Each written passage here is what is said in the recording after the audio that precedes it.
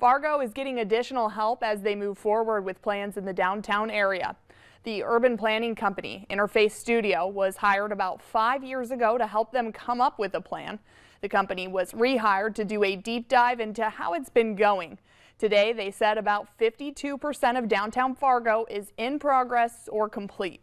They praise projects like Broadway Square and say downtown is growing with about 4,100 people.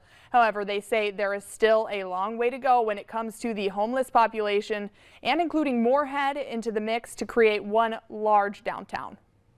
I think it's really important that we all acknowledge that great downtowns don't happen by accident. They're always the product of good planning, focused implementation, all of those key partners moving in the same direction. Planners say staffing the downtown community partnership will play a huge role in getting the work done. To read more about their goals, head to our website, valleynewslive.com.